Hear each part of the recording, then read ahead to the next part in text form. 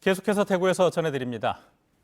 대구 경북 통합 신공항 위치를 정하는 주민 사전투표가 이틀째 진행되고 있습니다.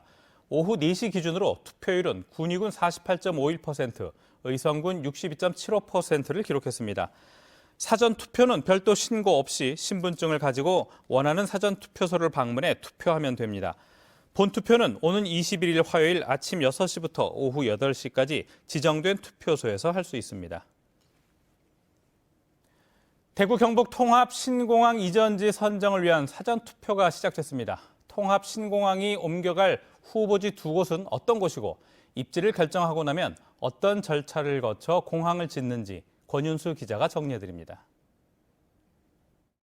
군위군 우보면에 있는 단독 후보지는 활주로 중심이 달산리 금동저수지 일대입니다. 활주로 방향은 북서에서 남동 방향으로 예상됩니다.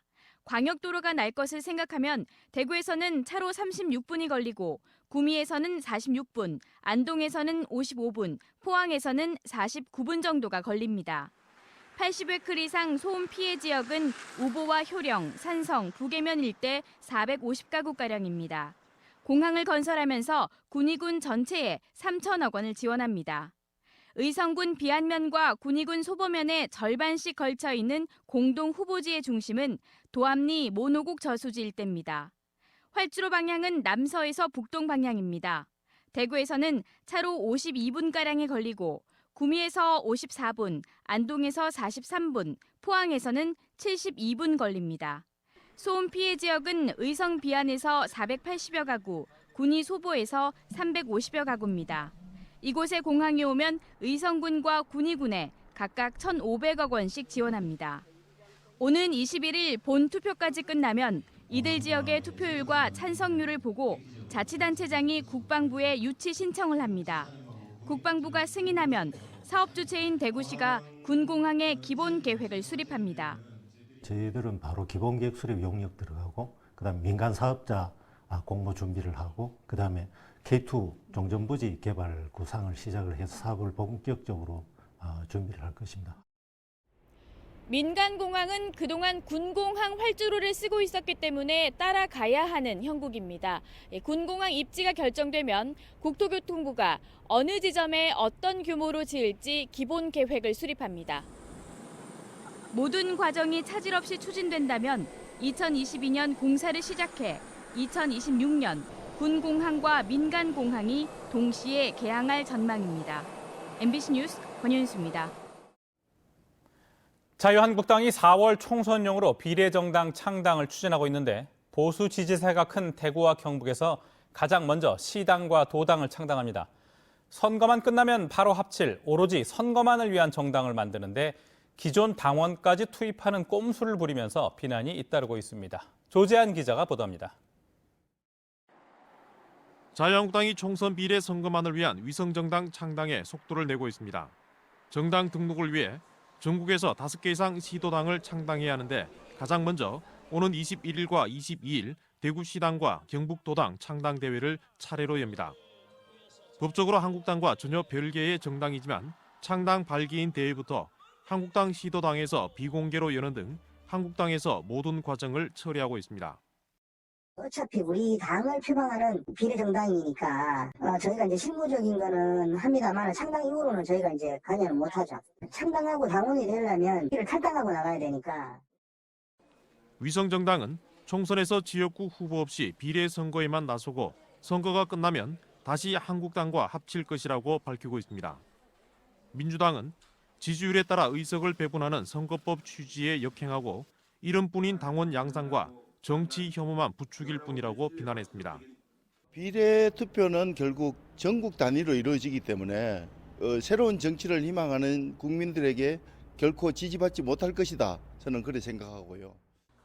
정의당 역시 공당의 존재를 부정하는 것으로 스스로 정치적 금치산 선고를 내린 것이라고 규탄했습니다. 보수정당 통합 논의 가운데 제1야당의 위성정당 등장으로 선거 제도를 무력화하며 한 석이라도 더 차지하기 위한 꼼수 논란은 당분간 계속될 것으로 보입니다. MBC 뉴스 조재한입니다. 4.15 총선 출마를 위한 공직자 사퇴 시한이 어제로 끝나면서 공천 경쟁도 본격화될 전망입니다. 대구시에서는 이상길 전 행정부시장과 홍석준 전 경제국장, 장원용 전 소통특보가 출마를 위해 사직했습니다.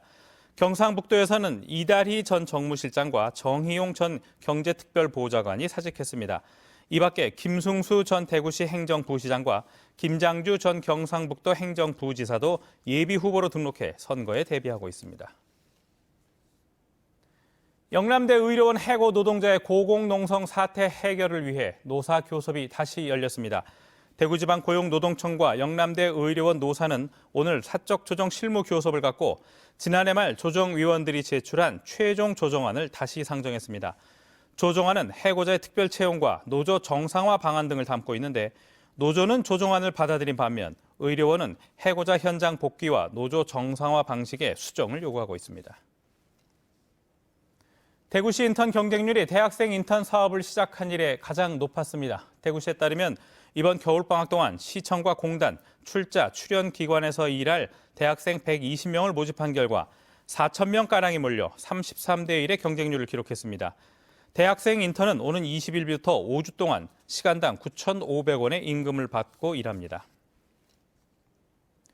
사귀는 여성에게 흉기를 휘두른 60대가 스스로 목숨을 끊었습니다. 대구 북부경찰서에 따르면 어제 오전 9시 25분쯤 대구 산격동 한 빌라에서 60대 남성 A씨가 흉기로 애인 B씨의 머리를 때리고 달아났다가 빌라로 다시 돌아와 스스로 목숨을 끊었습니다. B씨는 머리 출혈로 수술을 받았지만 생명에는 지장이 없는 것으로 알려진 가운데 경찰은 사건 경위를 조사하고 있습니다. 오늘 새벽 1시 20분쯤 포항시 남구 시외버스터미널 인근 도로를 달리던 SUV 차량이 정차된 차량을 들이받아 불이 났습니다.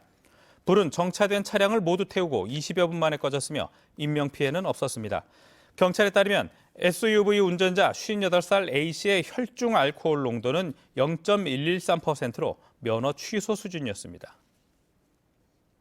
MBC 5시 뉴스를 마칩니다. 고맙습니다.